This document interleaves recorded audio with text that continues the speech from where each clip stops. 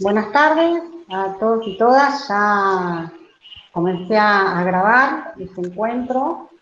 Mi nombre es Cecilia Russo, soy coordinadora del Observatorio de Género de la Universidad del Chubut. Estoy participando en esta oportunidad en la presentación de este conversatorio. Voy a compartirles pantalla como para...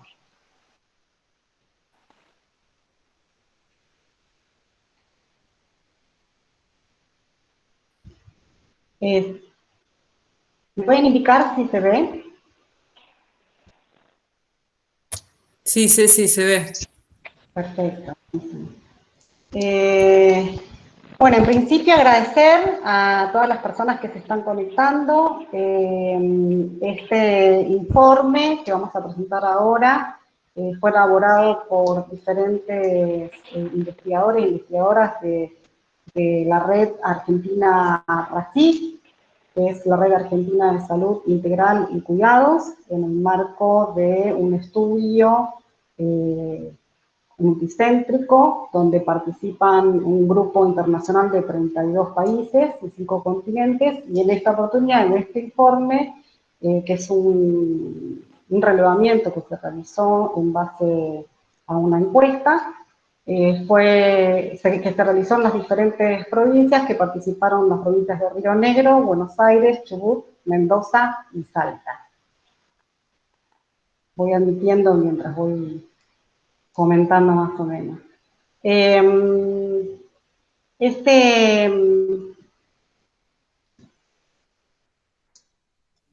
grupo de investigación viene trabajando en diferentes...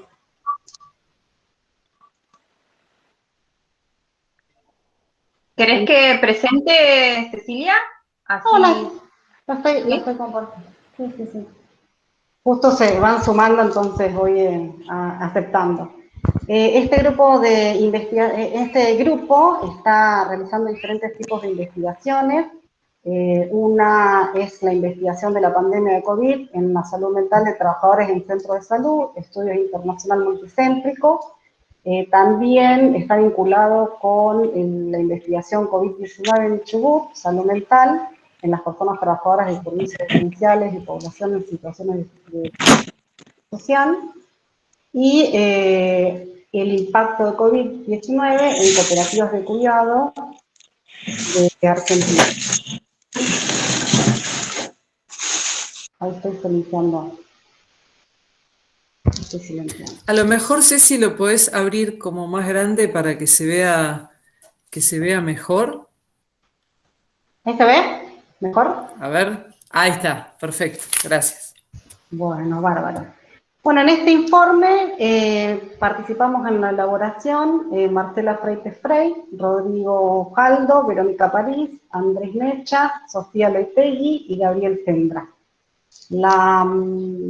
La encuesta, que es una encuesta de diseño de corte prospectivo, con una evaluación inicial y un seguimiento en 3, 6 y 12 meses, tiene una encuesta lógica condicional, y en este caso no fue pensada con una transversalización de perspectiva de género, pero algunas preguntas que se realizaron pudieron ser analizadas desde ese enfoque. Entonces, lo que nos propusimos con el grupo que empezamos a trabajar este informe fue como objetivo considerar las dimensiones de género en el análisis de la muestra, atendiendo 3 ejes. Uno, la composición de género en la fuerza laboral del sector de salud. Otro, el derecho al cuidado en sus diferentes esferas, y el impacto diferenciado en la salud mental que tuvo y tiene la pandemia por COVID en las personas trabajadoras del sector salud, en especial en las mujeres.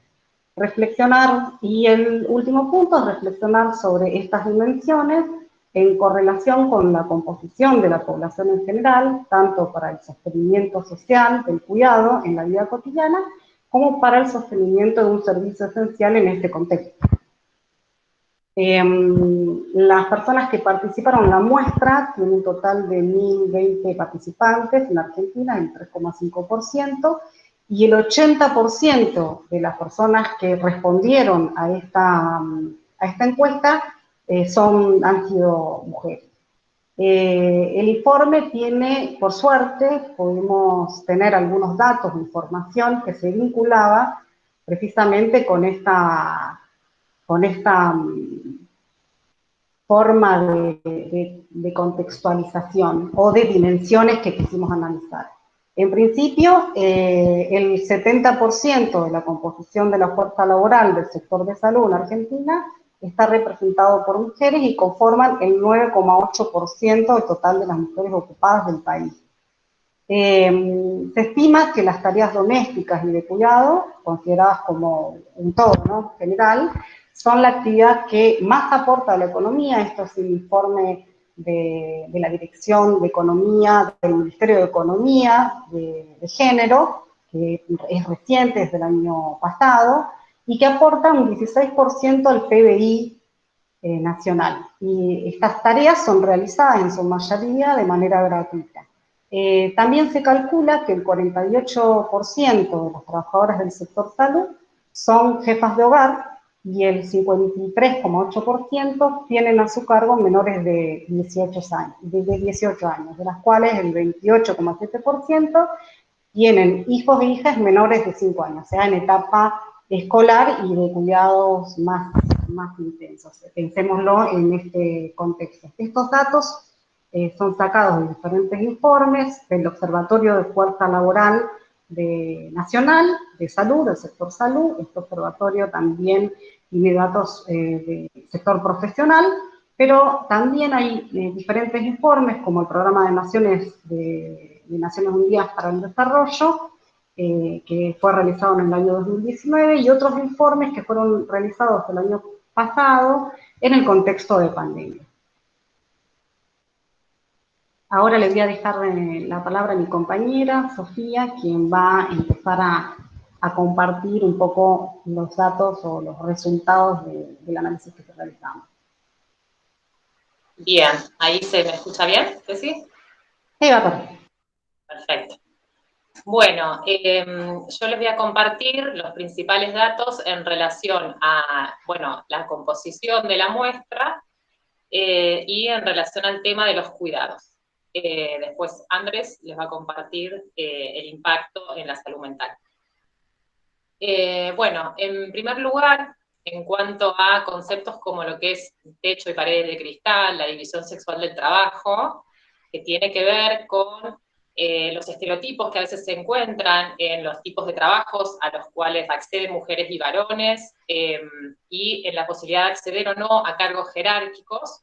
En la muestra de esta investigación, los datos indicaron que las mujeres tenían un mayor nivel de formación académica y estaban representadas, como les explicaba Ceci, en mayor cantidad en el nivel de respuesta.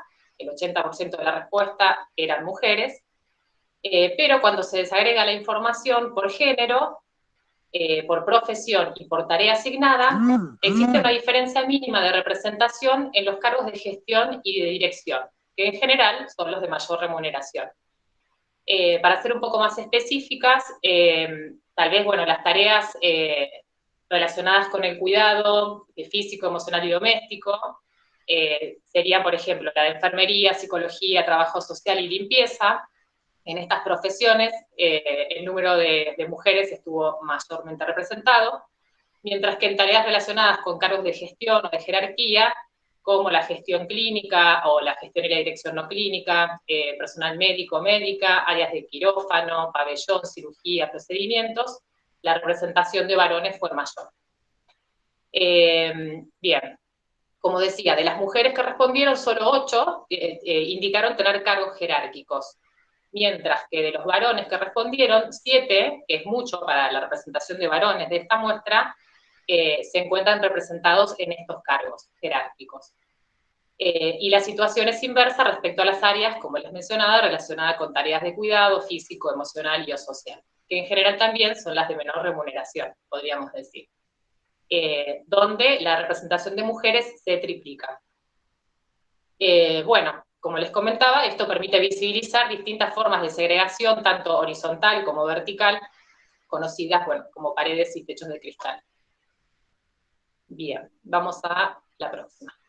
En cuanto a mayor o menor exposición según el área de trabajo, en este caso la exposición al riesgo en su función, el 20%, el 20,5% de los varones respondieron que se encuentran en áreas administrativas u otras unidades fuera de un centro de salud, mientras que el 18,5% de las mujeres respondieron que se encuentran trabajando en ese sector.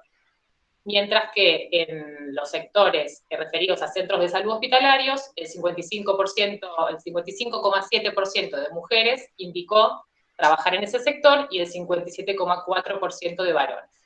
En este caso, podemos decir entonces, en cuanto a la mayor o menor exposición, según el área de trabajo, las cifras no son tan diferentes entre varones y mujeres. Bien. En cuanto a lo que es cuidado a otros. Antes de continuar, una aclaración que quizás está bueno hacer, que nos hemos referido a los datos en términos de varones y de mujeres, porque en nuestras respuestas no hubo personas que significativamente se identificaran con otra, o sea, que refirieran otra identidad de género, por lo cual sostuvimos los datos en estos términos. Bien, en cuanto a cuidados a otros, la proporción de mujeres que indicaron que necesitaron asistencia en el cuidado de menores es prácticamente el doble a la de los varones. Es de 53,8% el caso de las mujeres que necesitaron esa asistencia, en relación a un 32,4% de varones que necesitaron asistencia en el cuidado de menores, pese a no haber diferencias significativas en los porcentajes de convivencia con los mismos. Esto quiere decir que tanto los varones como las mujeres de la muestra referían que convivían con niños, con adultos mayores, que les podría mencionar, o con personas con discapacidad. Esto no era una diferencia, pero sí las mujeres tenían una percepción de que necesitaban más ayuda en esta cuestión, lo cual bueno, interpretamos que habla de estos roles que son de modo asignado mayoritariamente a mujeres, ¿verdad? O que hay más percepción de esta cuestión de cuidado en el género femenino. Algo similar se observa en el momento de recibir asistencia, en donde una mayor proporción de mujeres accede a la misma respecto a los varones, tanto para niños, niñas y adolescentes, personas mayores y con discapacidad.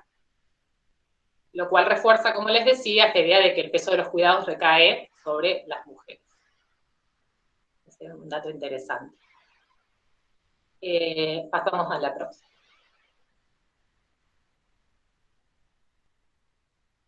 Bien, en relación a la valoración de las redes y el sentirse cuidado o cuidada, ambos géneros registraron y valoraron ampliamente sus redes de cuidado, en especial las redes de seres queridos. Esta cuestión de la valoración de redes hacía referencia a la valoración de las redes de seres queridos, es decir, redes afectivas personales, y también a las redes de compañeros y compañeras en el lugar de trabajo. Se preguntaba en relación a ambas cuestiones. Los datos indicaron que ambas redes de apoyo resultan relevantes como factores de protección personal. Bien, estas correlaciones no se deben interpretar de manera lineal o causal, pero sugieren que a mayor fortaleza de estas redes de apoyo, resulta menor la intensidad o la presencia de síntomas de ansiedad y de depresión, lo cual es muy significativo. Bueno. Y finalmente, en cuanto al miedo al contagio o al miedo a contagiar a otras personas, a familiares, a seres queridos, ahí hubo una diferencia sugestiva cuando se compararon los resultados entre las preguntas acerca del miedo a contagiarse y de contagiar a un ser querido. No se observaron diferencias significativas entre mujeres y varones en cuanto al temor a contagiarse a sí mismo, pero sí se encontraron diferencias significativas en la distribución del miedo a contagiar a seres queridos. Las mujeres presentan un 12% más de temor intenso que los varones de contagiar a sus seres queridos. Bien, y un poco como vengo conversando, estas diferencias están en sintonía con todos estos trabajos que incluimos en la contextualización y que mencionaba Cecilia, que identifican las formas de la organización social de las actividades al interior de las unidades domésticas, donde se atribuyen las tareas de subsistencia y de reposición generacional, mayormente a mujeres. Así que bueno, ahí la diferencia también era significativa en cuanto a las mujeres. Bien, bueno, la próxima ya pasamos a Andrés, que va a comentar. Esperen que silencio.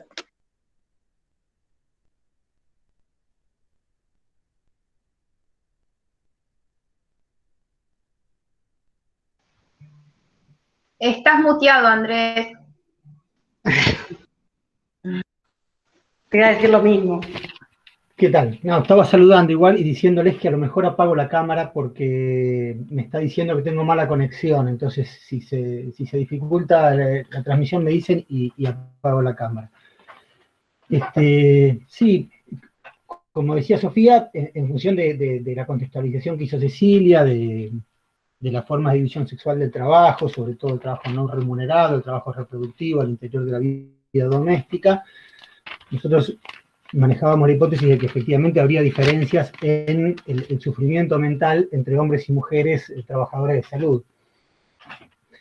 Y encontramos diferencias en algunas de las cuestiones de las prácticas de consumo. Nosotros cuando preguntábamos en la encuesta, lo que preguntábamos eran básicamente esto que ustedes están viendo acá, es, bueno, prefiero no responder, no consumo, el consumo ha disminuido, permanece igual, aumentó un poco, aumentó moderadamente o aumentó mucho. Ahí tienen los resultados para el consumo de alcohol y de pastillas y sedantes, pastillas para dormir y sedantes, de acuerdo al género. Como decía Sofía, aquellos que respondieron otros, en realidad fueron 3 de los 1020 casos, creo que teníamos en la muestra, eran 3 que habían respondido que se autoadjudicaban el sexo otro, y de esos uno no había contestado, con lo cual era significativamente, no tenía ninguna relevancia, por lo tanto descartamos eso y trabajamos solamente con mujeres y varones. Porque a nivel estadístico no se justificaba hacerlo de otra manera. Lo que observamos es que efectivamente los hombres consumen más alcohol y las mujeres más sedantes y pastillas para dormir.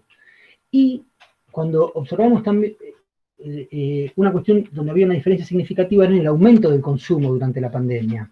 Los hombres habían aumentado el consumo de alcohol, es decir, ha aumentado un poco, que se ve ahí claramente, y las mujeres los sedantes y las pastillas para dormir. Nos parecía eso, nos pareció llamativo y, bueno, obviamente lo que hicimos a nivel estadístico, bueno, obviamente no, lo que hicimos fue descartar los prefiero no responder y los no consumo, es decir, nosotros lo que analizamos era el consumo efectivo, ¿no? De aquellos que sí consumían.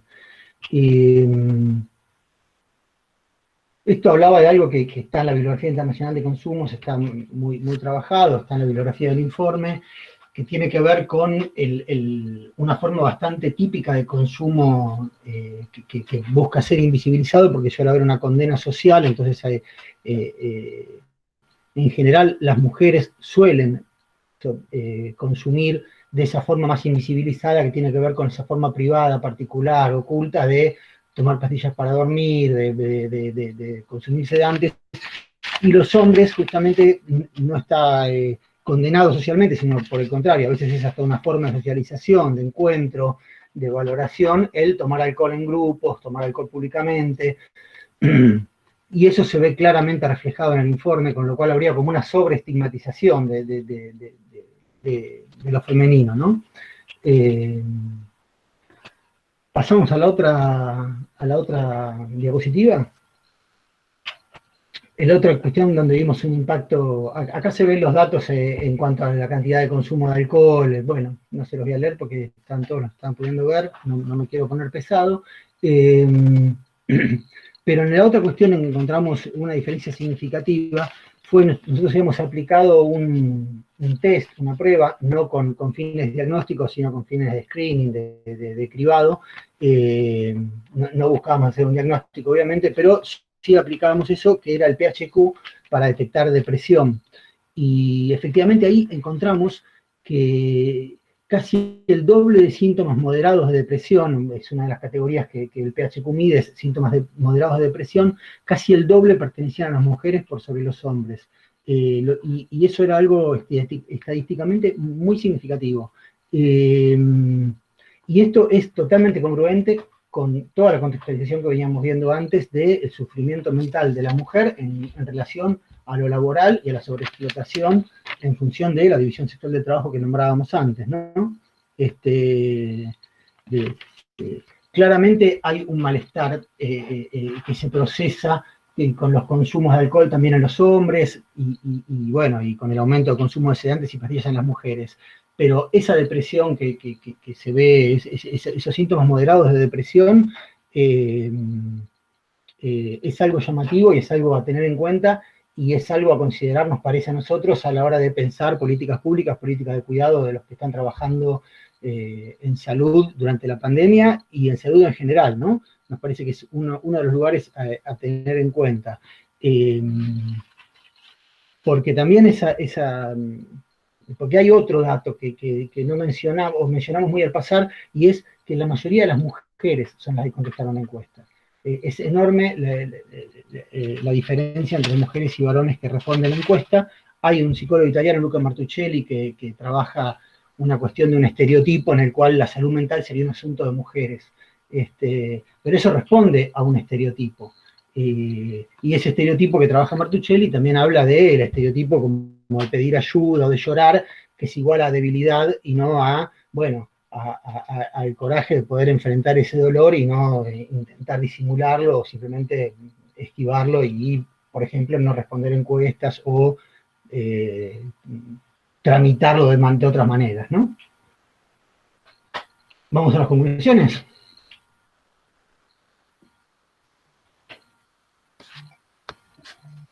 Bárbaro. Bueno, a mí me toca conversar un poco sobre las conclusiones de este segundo informe.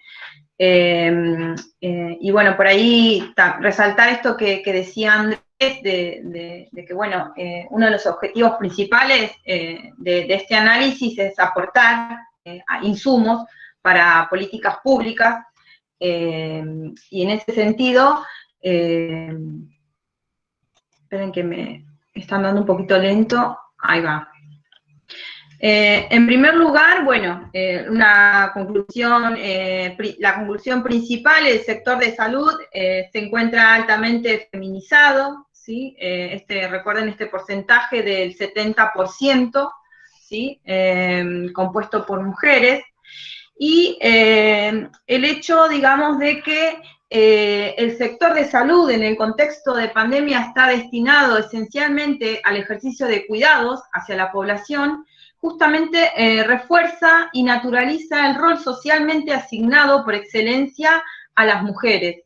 Por lo que, digamos, en esta primera conclusión, queremos, digamos, realizar una invitación a que se elaboren quizás estrategias que promuevan nuevas distribuciones más igualitarias y equitativas hacia el interior del sector de salud. La otra conclusión, en el contexto actual de pandemia, también, digamos, podemos visualizar que se han modificado y en realidad también intensificado las diversas tareas que hacen al cuidado y a la sostenibilidad de la vida cotidiana, especialmente en los ámbitos domésticos. Como consecuencia, redunda una doble carga que se suma, digamos, a la carga laboral, que en este caso, digamos, las mujeres que componen mayoritariamente el sector de salud tienen. Podríamos hablar hasta de una triple carga, digamos, una carga laboral, una carga en su ámbito doméstico respecto a esta intensificación de las tareas del cuidado, y una carga también por el contexto de pandemia. Y en este sentido, creemos necesario indagar sobre, bueno, el uso del tiempo, ¿sí? El trabajo no remunerado y las percepciones sobre esas tareas. Porque, bueno, como compartían mis compañeros y compañeras, parecería ser una sobrecarga, ¿sí? Mental en el sector, digamos, femenino de salud respecto de estas tareas de cuidados, pero bueno, la sugerencia es por ahí indagar un poquito más.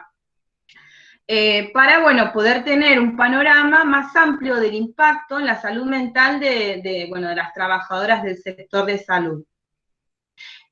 Al mismo tiempo que, bueno, obviamente esto sea en función de poder elaborar programas, ¿sí? Políticas de cuidados para las personas trabajadoras de la salud. digamos, importante también tomar en cuenta que en realidad parecería ser que todas estas cuestiones nos llevan a otro tipo de conclusión más general, que nos queda, digamos, más como a nivel de interrogantes, digamos, respecto a quién cuida a quienes nos cuidan, ¿sí? Por ahí esa es una de las preguntas que nos hacemos.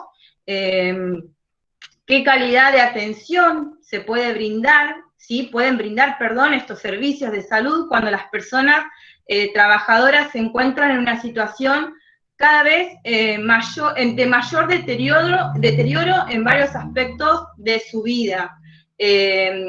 Y bueno, estos interrogantes, digamos, apuntan a eso, digamos, a tratar de pensar de qué manera, ¿sí? Desde qué programas, proyectos, políticas públicas podemos fortalecer estas personas que son las que en este contexto de crisis nos están cuidando, y bueno, justamente también eso, digamos, también va a generar un fortalecimiento en los servicios de salud que, bueno, tanto estamos precisando. Otra cosa que me olvidaba es también otra sugerencia, digamos, a seguir profundizando futuras líneas de investigación, tiene que ver con justamente tratar de identificar estas segregaciones internas, digamos, que se dan tanto horizontales como verticales, que si bien son estructurales en el sector, que por ahí lo estaba explicando Sofía en relación a, bueno, las tareas y los lugares de mayor jerarquía y por lo tanto mejor remunerados están por ahí ocupados hacia, digamos, el vértice superior de la pirámide por varones, y quizás más abajo, en los espacios menos remunerados por mujeres. A eso, digamos, nos referimos con las segregaciones horizontales y verticales, pero que, bueno, en contexto de pandemia, evidentemente se han profundizado, por lo cual podemos, digamos, inducir que se han profundizado las desigualdades y las inequidades, y bueno, también pensar en políticas que puedan corregir estas desigualdades e inequidades en el sector y promover, bueno, otro tipo de medidas de acción positiva. Bueno, eso tiene que ver con las conclusiones. No sé si querés pasar a la siguiente, Ceci, ya finalizando. Bueno, hacer mención a las redes, digamos, que han colaborado en este informe, y los proyectos también: la Red Internacional de Prácticas y Experiencias en Cuidado en Salud Mental, la Red de Estudios en Salud y Políticas Públicas, el proyecto COVID-19, Salud y Protección Social, aportes de las prácticas de cuidado territoriales. Bueno, ese es uno de los proyectos que articulan, y también el proyecto COVID-19 en Chubut, Salud Mental en los trabajadores de servicios esenciales y población en situación de vulnerabilidad psicosocial. Bueno, la siguiente. Y con eso ya finalizamos. Gracias. Bueno, gracias Verónica, gracias compañeros y compañeras. La idea un poco ahora es entrar en diálogo, un espacio de diálogo, y compartir un poco y profundizar también este Power, más allá que vamos a compartir el informe. Y así que le voy a dar la palabra a Marcela o a Gabriel Sendra, que lo estoy viendo acá, que son los encargados de abrir este espacio de diálogo.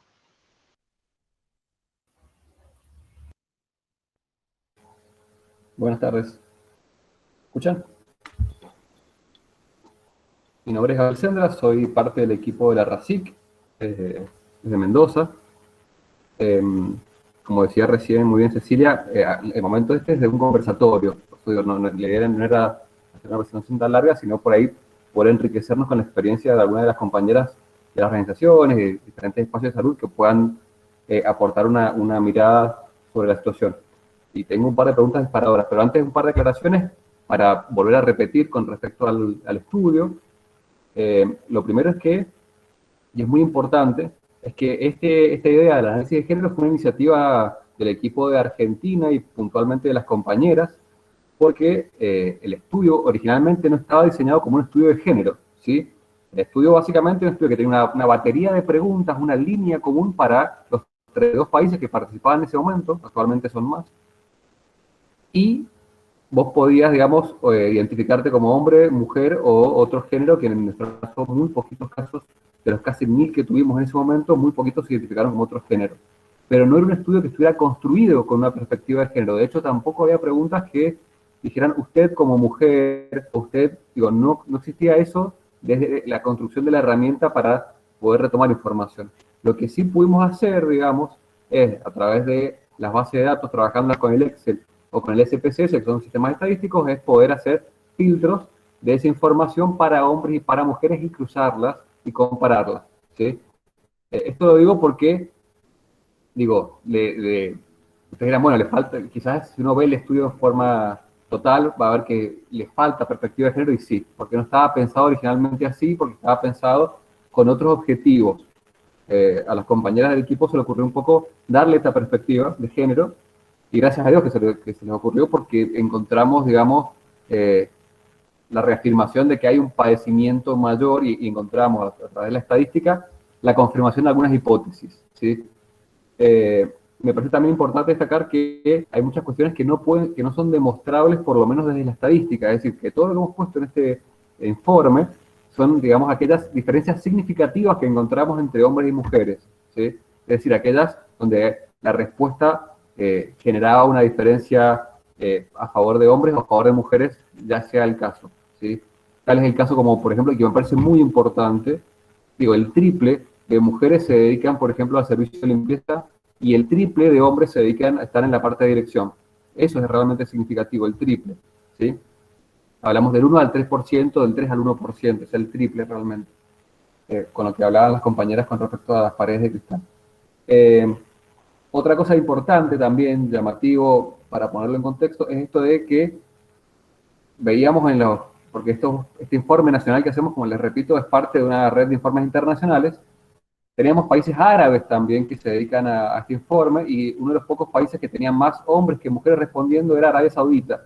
El resto de los países también tenían muchas más mujeres que hombres respondiendo la encuesta.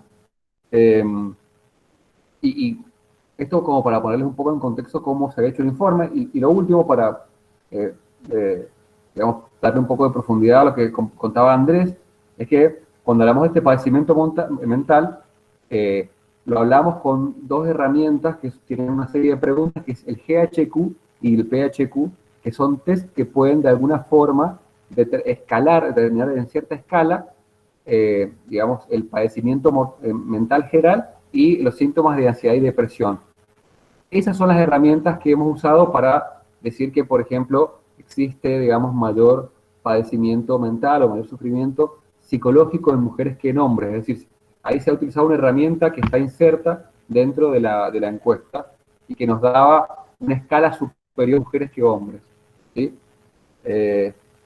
Y ya un poco para abrir el conversatorio y las preguntas después de la presentación de las compañeras y los compañeros, por ahí la idea es volver a alimentarnos de información que ustedes tengan en las organizaciones o en sus espacios de trabajo, y preguntarles, por ejemplo, ¿cuáles creen que han sido los aspectos de la pandemia? Yo les pregunto a las compañeras que están ahí, que sientan que digamos, que han afectado más a mujeres que a varones, sobre todo a mujeres trabajadoras de salud.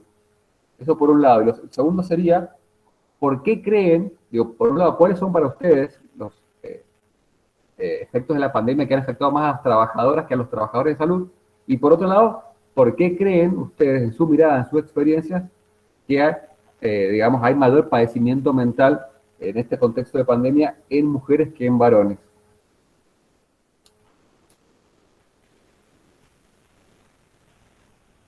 De las organizaciones, de los espacios de salud, de los espacios ejecutivos que ustedes trabajan. Digo, más allá de esto que hemos visto, ¿cuáles son sus propias experiencias y miradas?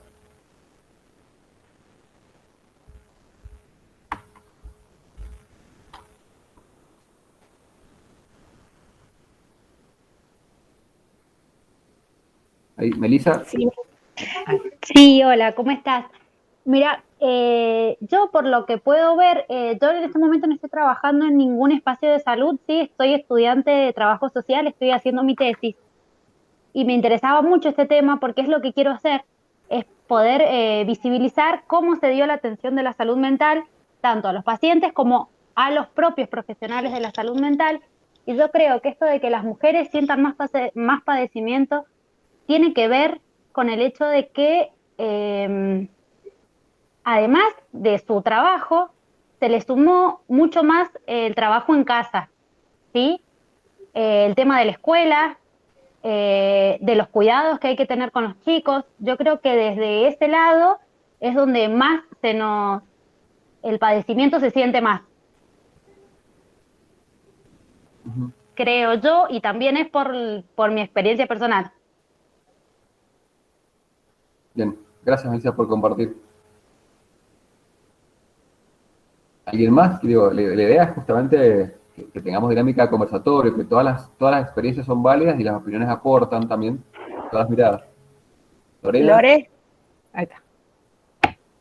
Hola, buenas tardes. Me presento, yo soy Lorena, soy enfermera que hace una residencia en salud mental de Córdoba. En realidad estoy en Río Cuarto, provincia de Córdoba del Sur. Y lo que yo veo mucho, más allá de lo que hablamos con las compañeras, ya sea gente de planta, residentas, lo que vemos, los temas de conversación, es justamente las atenciones, la gran cantidad de episodios de angustia, de crisis de ansiedad de las mujeres con esta sobrecarga de tareas de cuidado, como decía Melissa. Acá es algo que se repite eso. Y que a su vez, sumado a situaciones de violencia intrafamiliar, vienen por situaciones de angustia, una crisis de angustia bien marcada, que piensan que se van a morir, un episodio panicoso.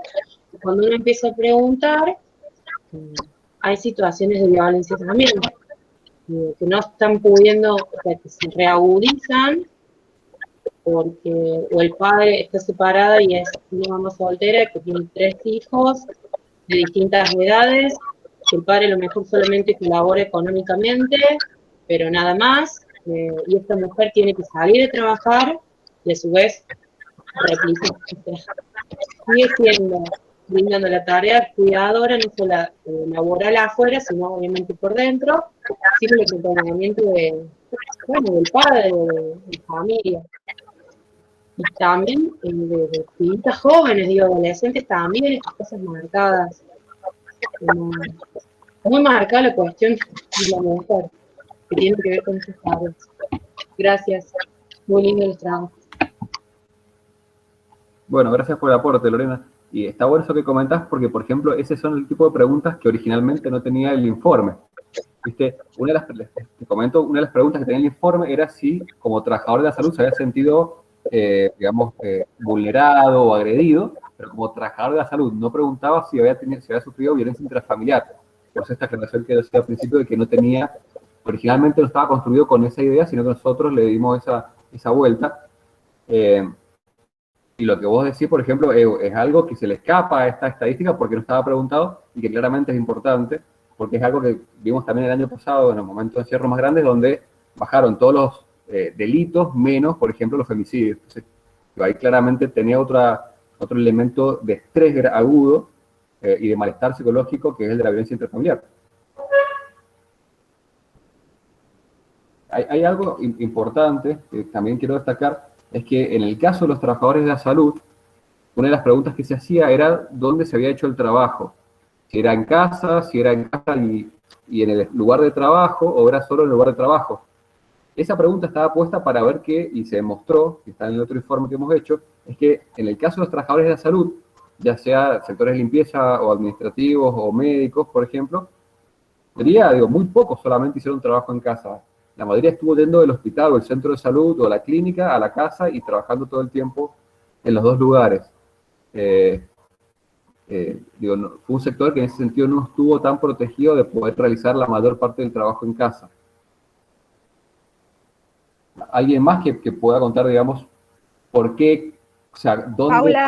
Paula tiene la mano levantada, creo, Gaby. Paula.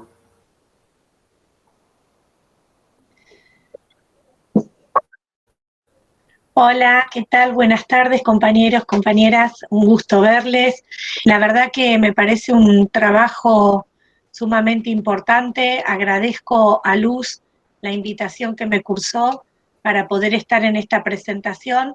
Y la verdad que, bueno, ahí escribías, actualmente me desempeño como decana de la Facultad de Ciencias de la Salud y Trabajo Social, donde se enseña y aprende las carreras de licenciatura en enfermería, licenciatura en trabajo social y licenciatura en terapia ocupacional.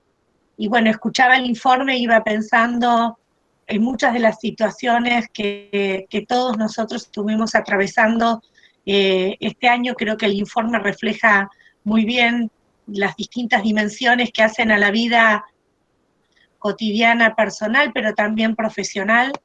Y pensaba si era posible replicar esta presentación en nuestra universidad, en nuestra facultad, porque creo que puede resultar de muchísimo interés. También podría cursar la invitación a la Facultad de Psicología, si les parece, y poder hacer algo en conjunto, o si no directamente desde nuestra facultad, porque creo que abre un tema que implica poner en debate lo que estamos haciendo, desde dónde lo estamos haciendo y para qué, ¿no?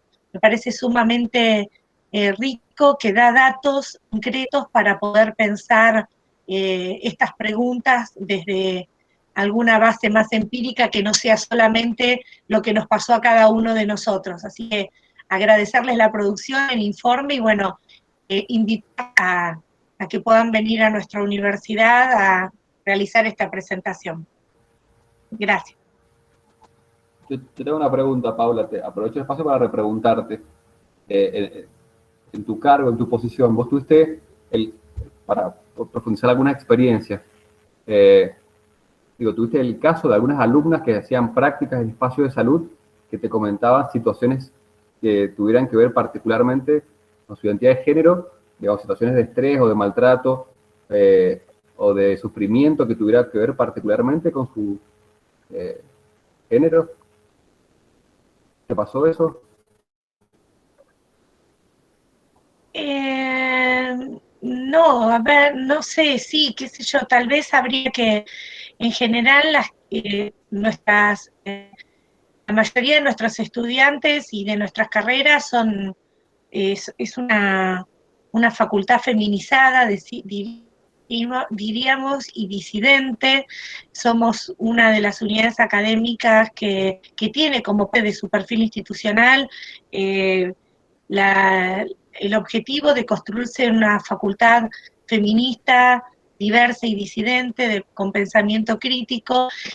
Y los estudiantes, la mayoría, reflejaban estas cuestiones que ustedes están diciendo, que creo que también yo entré un poquito más tarde, no sé si lo abordaron, pero en la organización de los servicios aparece un estresor, como una situación de muchísima también desigualdad, la cuestión del pluriempleo, ¿no?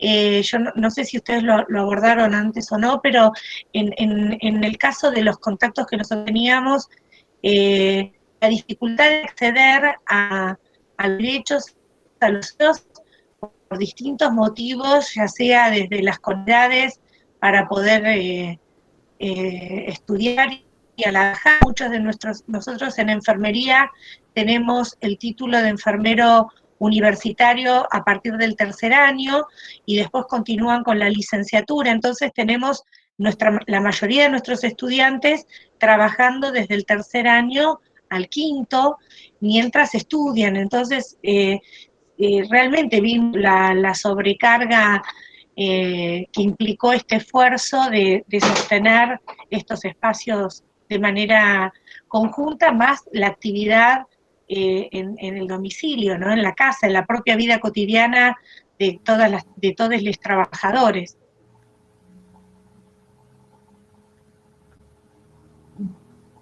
Sí, en el caso, por ejemplo, de la formación, si mal no recuerdo, hay casi una paridad de formación En el caso de, ¿viste? Una de las preguntas que hacía la encuesta era el nivel de formación que incluía secundario incompleto, porque también, cuando hablamos de trabajadores de la salud, esta encuesta hablaba de todos los trabajadores, no solamente, digamos, los trabajadores médicos, digo, todos aquellos que trabajaban en el espacio de la salud. Y en esa, digo, paradójicamente, a pesar de esa paridad de formación, vuelvo a repetir estas paredes que están de las que decíamos recién. Digo, tenemos el triple digamos, de hombres en cargos de dirección por sobre las mujeres. Y el triple de mujeres haciendo tareas de limpieza, por ejemplo. Ahí, la Sofi. Ahí está. Sí, un poco en la línea de lo que comentaban, también sectores de trabajo, ¿no? Más de abajo de la pirámide, que mencionaba un poco Verónica, también se suelen ser los sectores más organizados. Eso también indica padecimientos específicos, ¿no? También es una cuestión más estructural, pero también el padecimiento del nivel de precarización laboral en los sectores que mayormente están representados en las mujeres y mencionar un poco eso, que no está en la encuesta, obviamente, pero es algo que hay que agregar al análisis. Lorena tiene la mano levantada. Lore Bodo. No, yo sin querer, no lo bajé. Eso me pasa. Cecilia, ¿no? Sí, yo solamente quería un poco algo que trajo Paula recién, referente a la feminización de la educación, porque en definitiva son las personas que después van a componer estos sectores. Entonces, un poco esto de corregir esa feminización también está de la mano de pensar política universitaria para poder pensar la manera de incorporar, incluso desde la comunicación, de la forma de dejar atrás los estereotipos del cuidado en la organización sexual del trabajo, remunerado, no remunerado, es también un desafío para las universidades que tienen estas carreras. O sea, por eso la cuestión de género es transversal y como que se puede meter por todas las organizaciones o instituciones. Así que me parecía bueno también pensar repensar esto, o sea, se mira cómo se llega, o sea, cómo está compuesto hoy el sector salud, pero hay toda una base estructural donde las universidades tenemos un compromiso ahí también. Así que nada, quería decir.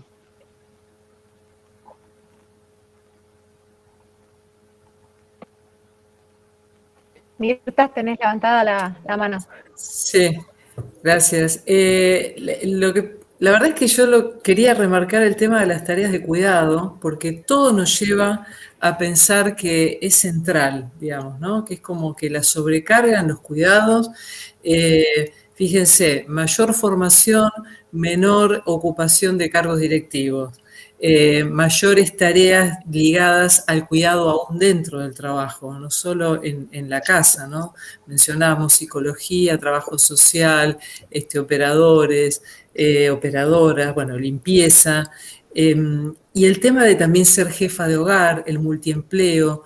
Nosotros también observamos las observaciones que están dentro de lo que es la investigación y muchas tienen que ver con esta sobrecarga. El hecho ya mismo de la medicación, de tomar antidepresivos o pastillas para dormir, para poder estar bien para el otro día, ir al trabajo, sostener a la familia, bueno, ¿no? Mientras el hombre por ahí tiene un mayor consumo de alcohol. Todos estos indicadores me parece que no solo nos sirven para mejorar las políticas públicas, sino como que son líneas también de posibles investigaciones más profundas, ¿no? En relación al impacto en las tareas de cuidado. Porque nosotros estamos analizando los trabajadores de la salud, pero seguramente, y es lo que queremos también que nos compartan bueno, las y los compañeros que están, cómo ven esto en otros ámbitos, ¿no? de la vida cotidiana y de otros trabajos, para poder también pensar en estos indicadores más allá de la pandemia inclusive. Gracias. Gracias, Mirta. Ahí Claudia levantó la mano.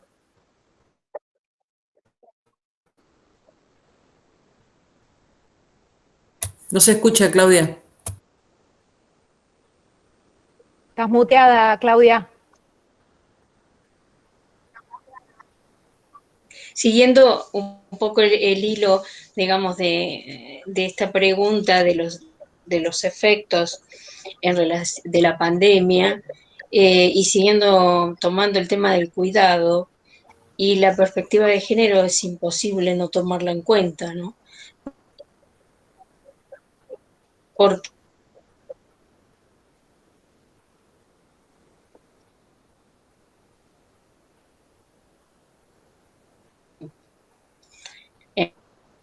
en la carrera de formación docente.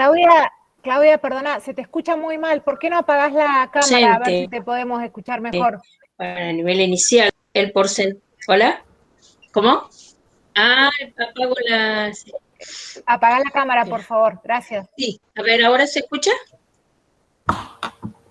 Sí, sí, ahí se escucha. Mejoró. ¿Se escucha mejor ahora? Sí. No, tomando el gran tema del cuidado, ligado a la perspectiva de género, es imposible negarlo, inclusive cómo se agudizó en este momento de la pandemia.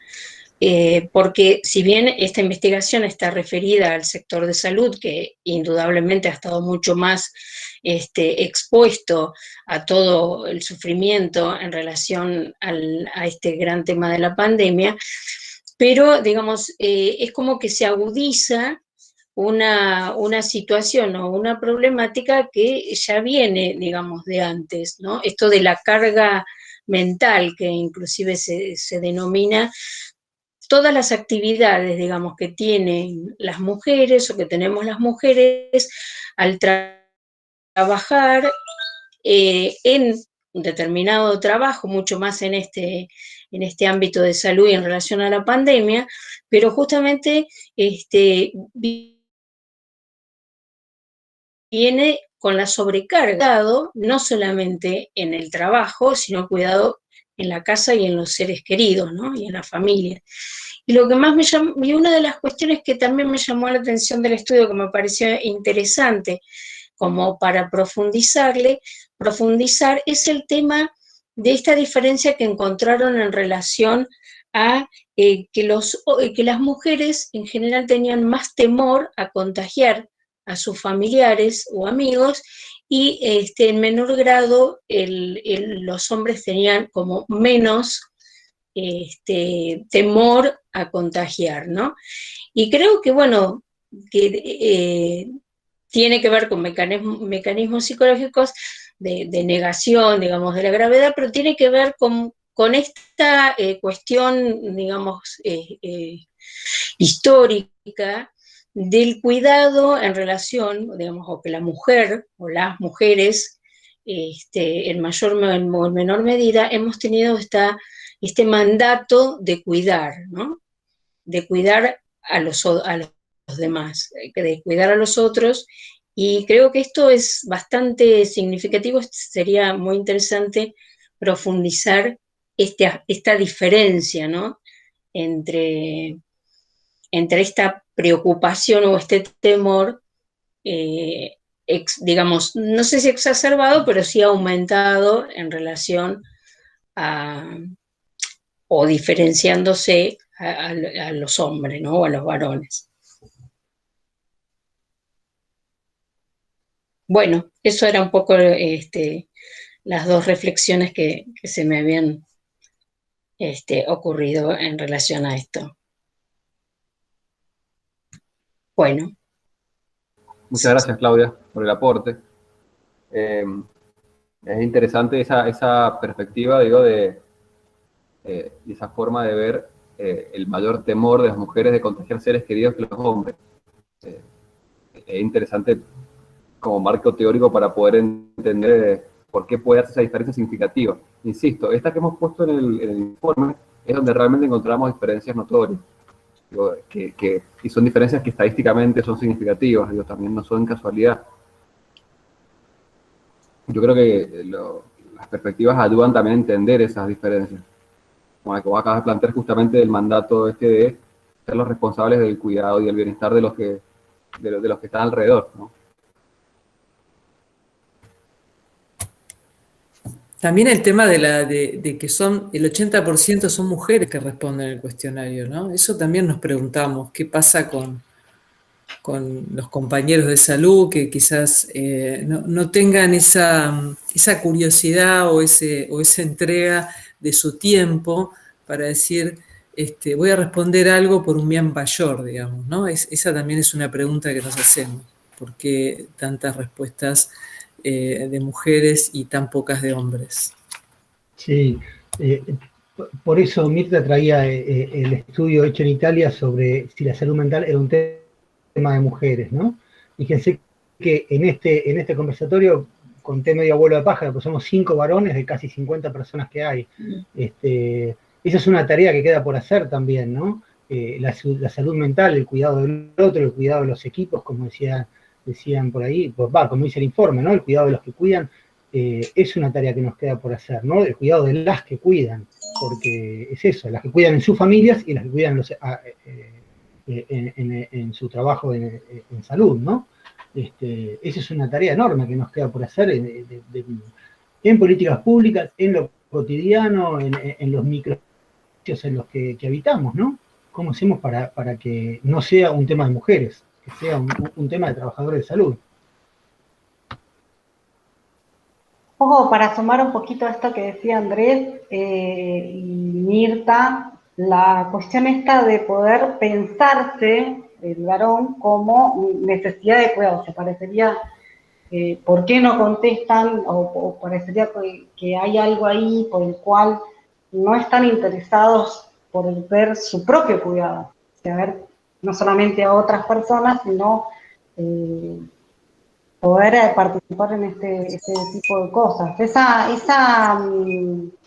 Precisamente una de las cuestiones que planteamos era la necesidad de profundizar en estas líneas con algún tipo de no sé si encuesta, sino un estudio un poco más cualitativo, que pueda ver estas dimensiones, y también en base a las percepciones del cuidado, que dentro de las conclusiones nosotras lo compartimos. Nos parece que indagar sobre las percepciones del cuidado es una tarea que tenemos que tomar para poder dejar atrás ese estereotipo de que parecería que solamente a las mujeres nos importa el cuidado personal y el cuidado de otros, sino que por ahí hay otras cosas ahí en el fondo que no tienen que ver con otras, que también tienen que ver con estereotipos.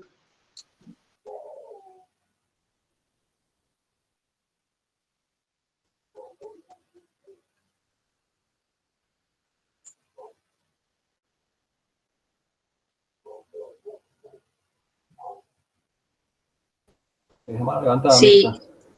Perdón, Claudia. Sí. No, esto de, volviendo a las diferencias entre varón y mujer, ¿no? Como que el mandato para las mujeres ha sido y sigue siendo todavía el cuidado, el cuidar, y el hombre el proveedor. Y todavía esa deconstrucción de esos roles tan estereotipados, estas funciones, creo que es el gran desafío que estamos atravesando, ¿no? El romper con esta construcción social del hombre como proveedor y la mujer como cuidadora. Creo que ese es el gran desafío que tenemos.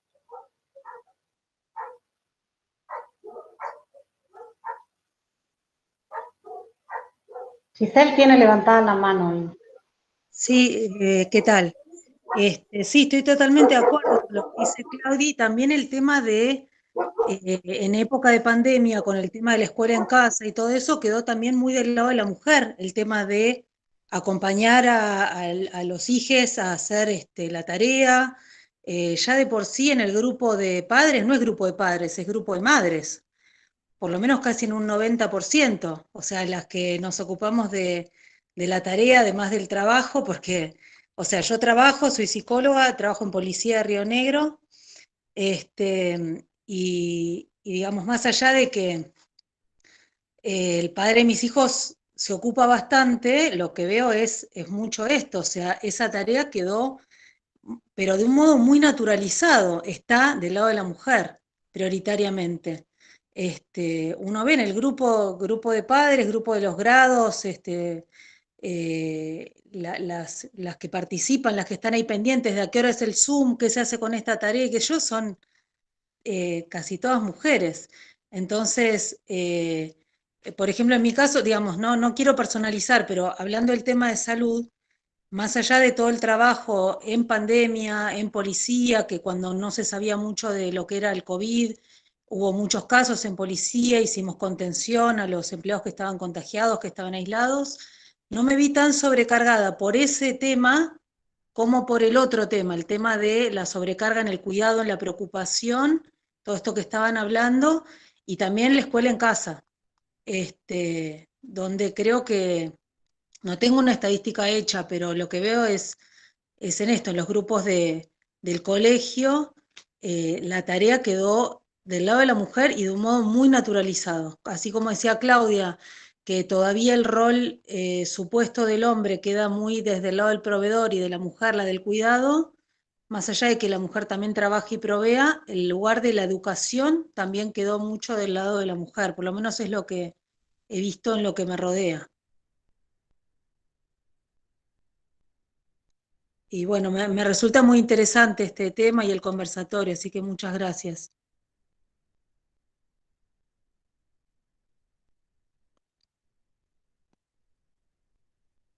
Les hago una consulta que tampoco está por fuera de las preguntas que estaban originalmente en la encuesta.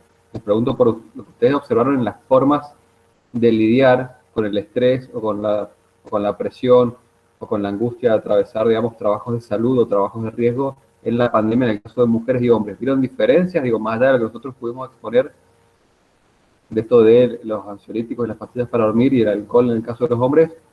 ¿En sus lugares de trabajo pudieron ver algunas diferencias de la forma de lidiar con ese estrés laboral y ese temor de contagio para mujeres y hombres?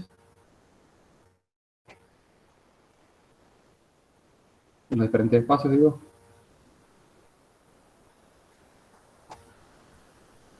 Sería por ahí más una percepción, porque no, ya te digo, no tengo una estadística hecha, pero pareciera como que la mujer ha tendido a preocuparse más,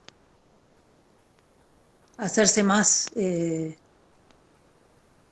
sí, a llenarse más de preocupación, pero es una percepción subjetiva nomás.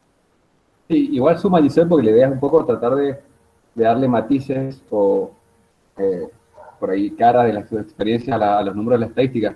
Y en el caso, por ejemplo, de cómo lidiar con ese estrés que ¿vieron algunas diferencias en las formas de lidiar con esa depresión o ese estrés? Digo, tanto el estrés del trabajo... Mariela tiene la mano levantada. Hola, ¿cómo están? Bueno, qué bueno escucharles. Bueno, yo soy Mariela Ana Bergoy, soy terapista ocupacional, trabajo como docente en la Universidad de San Martín y en la Universidad de Lanús. Participo del proyecto Héroes, del que están presentando resultados, y bueno, escuchándoles me venía, están mis niñas ahí de fondo, algo que conversamos un poquito con Cecilia Russo al inicio de cuando se convocó el informe de género, y lo que yo le decía a Cecilia es, la verdad es que no nos dan las manos, o sea, los que estamos participando en el equipo, trabajamos en docencia, la mayoría trabaja en los servicios, está hace 2 años, bueno, hace 1 año y pico sin descanso, estamos sosteniendo estas posibilidades de producción de conocimiento, estamos con las niñas en casa, la mayoría somos mujeres. Entonces, bueno, Cecilia decía, bueno, estaría re bueno que escriban algo sobre esto, ¿no? Y lo agrego acá porque todo esto que les estoy diciendo es, por suerte, somos una red, por suerte han podido algunos compañeros sostener este increíble informe, pero mucho de lo que está pasando queda invisibilizado por falta de resto. Y también, bueno, la verdad yo tengo mucha carga docente, pero yo veo las compañeras de enfermería que se suben a todos los proyectos de investigación porque además tienen que hacer la acreditación CONEAU y desarrollar el área de investigación, y además sostienen todas las reuniones federales de enfermería para organizarse, y además hacen las actividades para los estudiantes, y además sostienen todo lo demás. Me parece que hay algo ahí, de tu pregunta también, Gabriel, digo, hay algo de la subjetividad heroica que se pone en juego, hay algo de una capacidad de aguante inmenso, pero que no es sin sufrimiento. Y bueno, y también me hace pregunta, me hizo pregunta todo el año pasado, bueno, acá hay gente con la que comparto los espacios de trabajo, hay una enorme diferencia desde las instituciones en aquellos que han podido poner al servicio tecnologías blandas, espacios de escucha, aunque no sean organizados, digamos, un cómo estás, un cómo te va, y aquellos espacios que se han endurecido.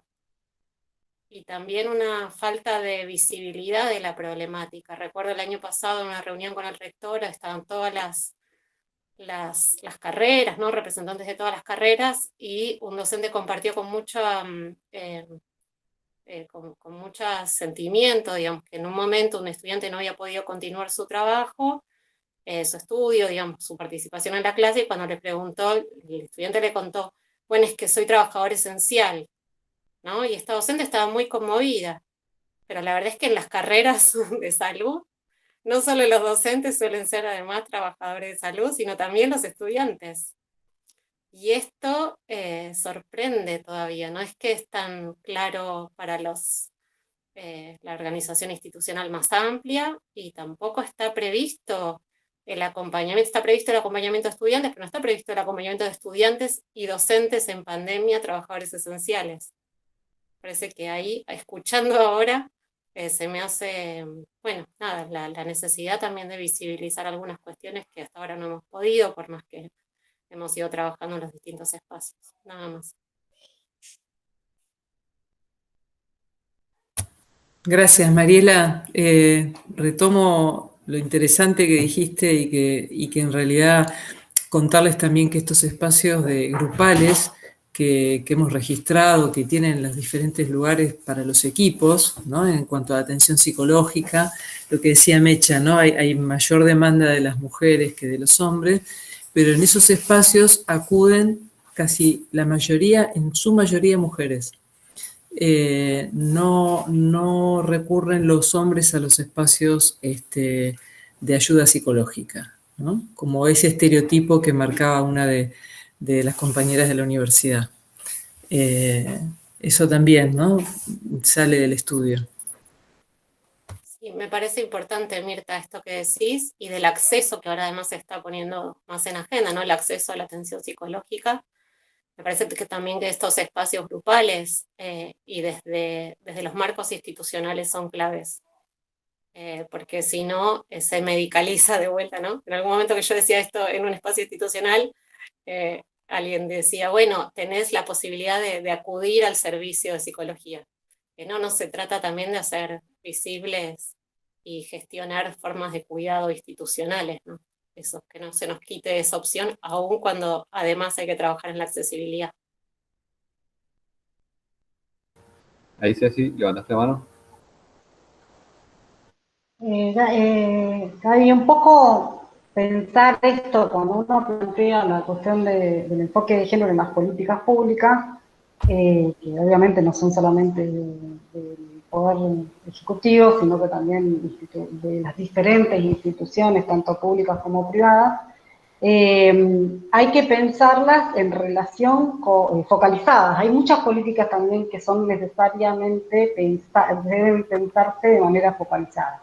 O sea, por ejemplo, porque si no también se vuelve a discriminar. Entonces, cuando se plantean, tenemos estos resultados, que son resultados de tipo generalizado, que no es una muestra, y esto que decía Mariela, de que no hay posibilidades tampoco, hay un montón de cosas que se están perdiendo porque estamos la mayoría también sobrepasados y sobrepasadas. ¿Cómo pensar políticas de cuidado, pero focalizadas en ese sector? Y políticas de conciliación laboral, porque sabemos, ya no hay mucho el informe también tiene un poco de marco teórico de algunos informes que por suerte se han realizado con el tema de cuidado. Entonces hay ese tema de cuidado específico, hay que pensarlo con enfoque de género, o sea, ¿cuál es una necesidad? Es una necesidad específica de un factor específico.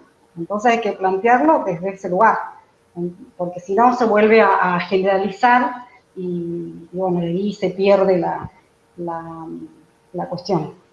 Un poco como para aclarar eso me parecía interesante. Sí, estaba pensando comentarle a las compañeras que no son parte del equipo de investigación que este es un segundo informe, que hay un informe previo que es de salud mental de los trabajadores y trabajadoras de salud en general, y una de las cosas que salía, uno de los resultados de ese informe es que digamos, había un gran número de trabajadores y trabajadoras de salud que habían dado apoyo psicológico, cerca de la mitad solamente lo había recibido, pero el dato importante es que la gran mayoría, tanto hombres como mujeres, valoraban muy positivamente, digamos, el apoyo psicológico, ya sea presencial o virtual. Es decir, algunos de los resultados positivos que salían de ese encuesto fue justamente, ahí estaba Rodrigo poniendo el primer informe, que es de salud mental general, digo, por si les interesa el tema, que también está hecho con la misma base de datos, con los mismos datos, básicamente. El apoyo psicológico, aquellos que accedieron, aquellos que pudieron, digamos, reconocer el problema o sentir la necesidad de apoyo y accedieron al apoyo psicológico, era altamente valorado. ¿Sí? Eso por un lado. Y por otro, como dice Cecilia, a mi humilde entender, este informe demuestra de alguna forma que dentro del padecimiento general que es en la salud mental de todos, el COVID, hay un padecimiento particular en los trabajadores de la salud mental, que hay un padecimiento más profundo aún, digamos, dado por ciertas diferencias estructurales en el caso de las mujeres. Y como dice Cecilia, creo que de alguna forma, cuando se hacen estos grupos de abordaje para trabajadores de la salud, etcétera, a nuestro humilde entender, como decía Cecilia, debería haber algunas medidas diferenciales o enfoques específicos para el grupo de mujeres, porque claramente la estadística marca que no es casualidad que haya mayor padecimiento de salud mental según GHQ y PHQ, como les digo, porque claro está, digamos, que hay un padecimiento mayor. Entonces, cuando nosotros hicimos estos informes, hicimos esta investigación, nos sumamos a la idea de poder aportar a las políticas públicas para mejorar la salud mental de los trabajadores de la salud durante este proceso, y nos topamos con estos resultados. Que digamos que hay un grupo más castigado dentro de la salud mental, de la salud, perdón, que es el de las mujeres. No sé si alguien más quiere comentar algo de su experiencia. Las experiencias personales también son, creo, valiosas y grafican a veces lo que uno puede haber visto en trabajadoras de la salud. Sí, dice Ignacio, pero tiene que ser el de tus hijos o de tu marido. Hola, ¿me escuchan? Hola. Sí, soy Analía, muchas gracias por la invitación que me hizo Mirta, Elmira, y bueno, escuché atentamente todo el trabajo que se tomaron con el tema de las encuestas.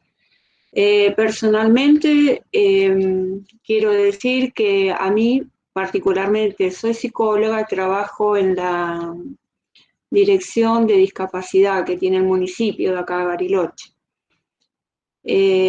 Conciliar el trabajo con las actividades que tengo y el de cuidado, ¿no?, dentro de mi casa, es muy difícil. Y la verdad es que tengo momentos donde estoy totalmente detonada, ¿no?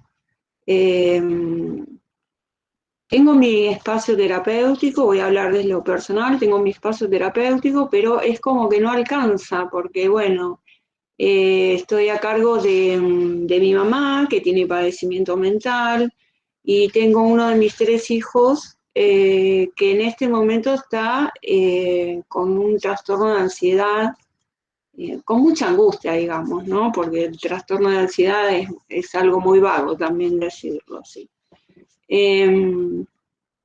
O sea que la situación adentro del hogar está bastante difícil en el día a día. Esto tiene que ver con las restricciones, porque para los adolescentes es muy difícil sobrellevar también las medidas más allá de los cuidados que uno les pueda brindar o que les pueda transmitir, ¿no? Así que bueno, presté mucha atención en la elaboración de estas políticas públicas también para los que somos cuidadores, ¿no? No solamente para los que trabajamos en el afuera, en este momento dentro de casa, sino teletrabajo, que eso también fue todo un descubrimiento, porque hay que tener un espacio dentro de la casa donde poder hacerlo. Como profesional les puedo decir también que la mayoría de las consultas que recibo en este momento para la accesibilidad de derechos de las personas con discapacidad, en su gran mayoría, por no decir todas, son mujeres, ¿no? Las que solicitan, digamos, información y también pensando en las personas con discapacidad, es sumamente difícil para ellas transitar este momento porque tienen que acceder junto con, si no tienen un apoyo, lo tienen que buscar porque todo en este momento se hace de manera digital. Y ese es un tema bastante común y a diario con el que yo me estoy encontrando, ¿no? Además de brindarle, digamos, la información a las personas con discapacidad sobre cómo acceder a esos derechos, tenemos que buscarles, como primer medida, una persona de apoyo, ¿no? Que puede ser alguien de la familia o puede ser alguien que elija la misma persona, porque manejarse con un correo electrónico, con medios virtuales, bueno, celulares y demás, y aplicaciones, no es una tarea fácil para, por ejemplo, para las personas de la comunidad sorda, para infinidades de personas con discapacidad, ¿no? Podría citarte, pero bueno, no es. Pero particularmente también me siento detonada, digo, porque hay momentos donde no puedo como conciliar esos dos aspectos míos, ¿no? Como cuidadora de un familiar, como madre, como mujer, como profesional, como que sigue siendo, digamos, la tarea de cuidado una tarea prácticamente de las mujeres, ¿no? Y esto es algo en donde nosotros tenemos que seguir trabajando para que esto vaya cambiando, ¿no? Para deconstruir este estereotipo tan pesado que tenemos en la sociedad.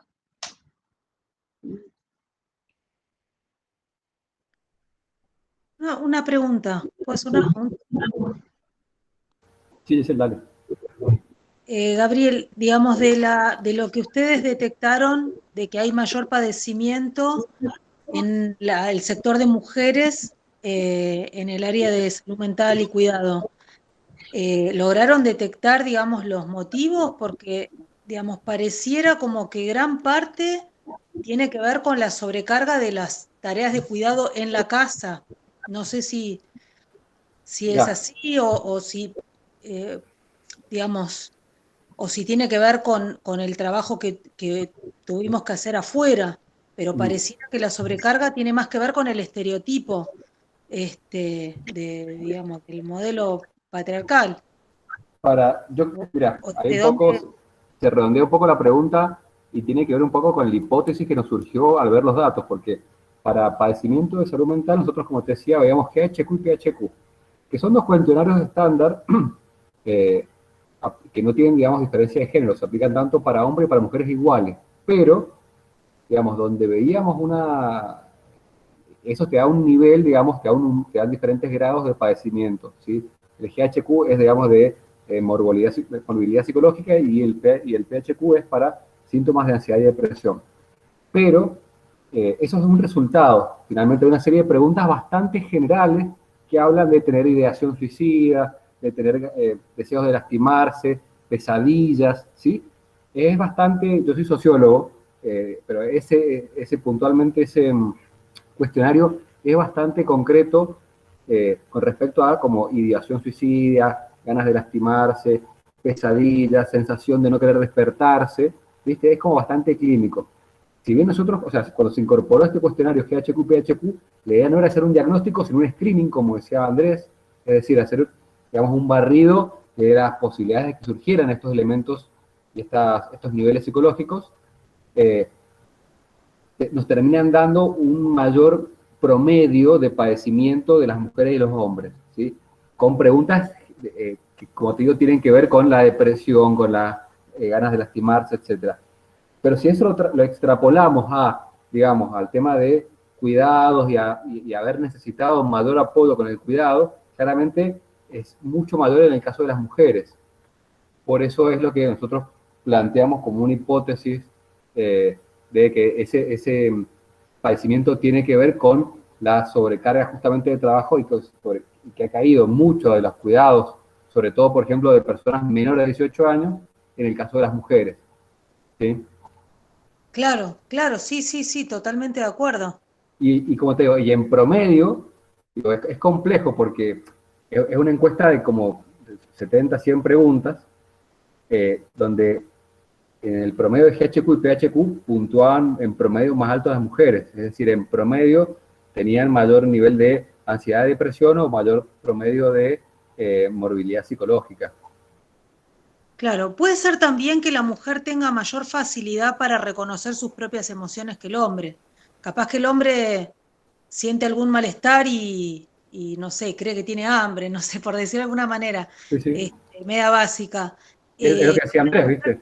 Está más acostumbrada a una cuestión de introspección y le resulta más fácil darse cuenta que está padeciendo, y capaz que el hombre no se da tanto cuenta y lo actúa más, no sé. Sí, pero ¿sabes qué? Mira, es cierto, es un poco lo que decía Andrés, de que por ahí el hablar de la salud mental o reconocerlo parece que fuera una cuestión de mujeres, ¿sí? Que el hombre de eso no habla, o sea, que las heridas del hombre son solamente las físicas, o los dolores son solamente los físicos, pero fíjate que hay un dato importante que está en lo que acabamos de mostrar, que mostró Cecilia, que tiene que ver con el temor de contagiar seres queridos. Cuando vos tenés un sector, que como es el caso de las mujeres, con más miedo de contagiar seres queridos, digo, tenés un factor más de estrés. Que aparte del miedo de agarrarte vos COVID porque sos enfermera, porque sos psicóloga de los enfermeros o porque estás atendiendo gente en la clínica, etc. Encima tenés más miedo de llevar la enfermedad a tus hijos porque sos la encargada de cuidarlo, o tu mamá que está con discapacidad. Digo, es un factor extra de estrés que posiblemente te genere pesadillas de noche, por ejemplo. Digo, estoy planteando una suposición, pero sobre un hecho concreto que es el mayor nivel de temor de contagiar seres queridos en el caso de mujeres que en el caso de varones. ¿Sí?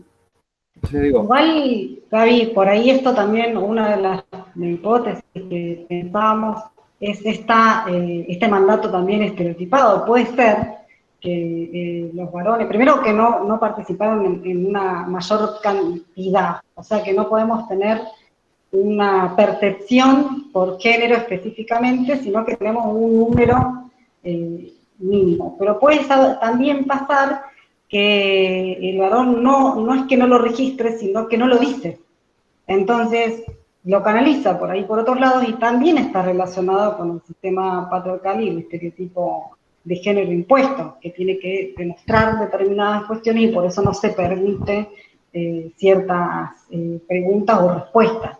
Entonces, por eso decíamos al finalizar, son más preguntas que respuestas, pero es un tema que es importante indagar porque hay quienes están manifestando, o sea, hay una situación que hay que inmediatamente, urgentemente trabajar, porque obviamente la mayor composición de este sector estamos en género femenino, entonces hay que mirar también en esa parte.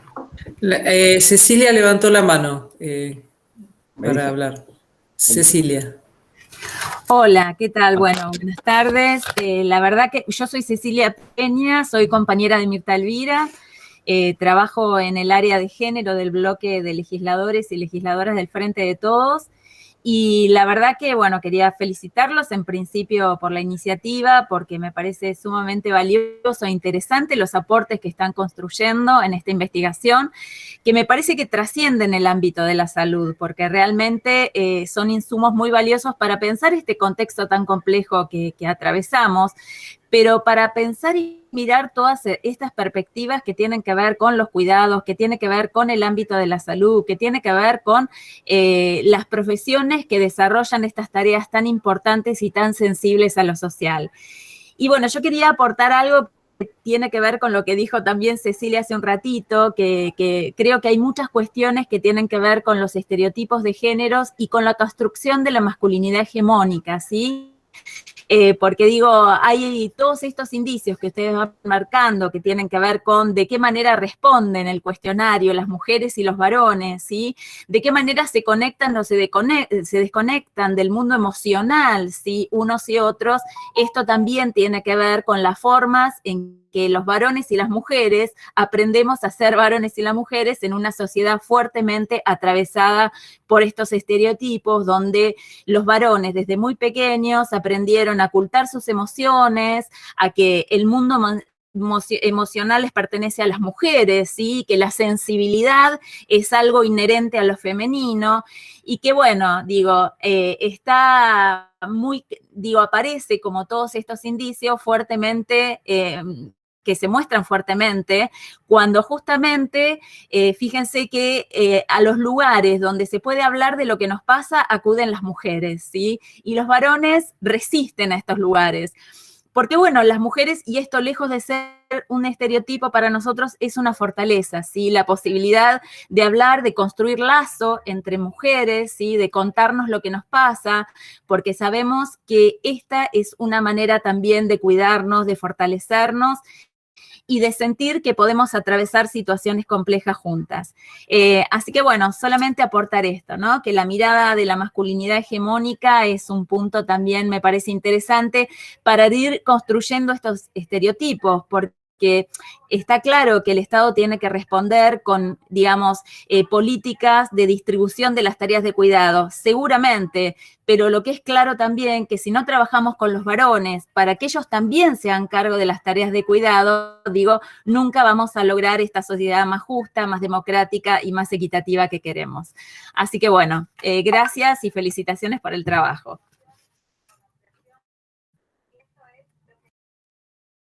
Ahí Melissa levantó la mano. Sí, mira, en esto de que estábamos hablando de pensar en políticas, en acciones, sí, yo me puse a pensar, esto es por experiencia personal. Mi marido trabaja en salud en la obra social de la provincia, y desde que empezó la pandemia al principio, él sintió un padecimiento psicológico y de ansiedad bastante importante.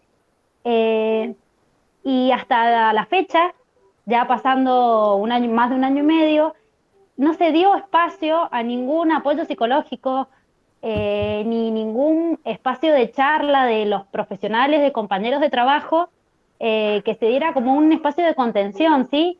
Solo es trabajo y trabajo, nada más. ¿Sí?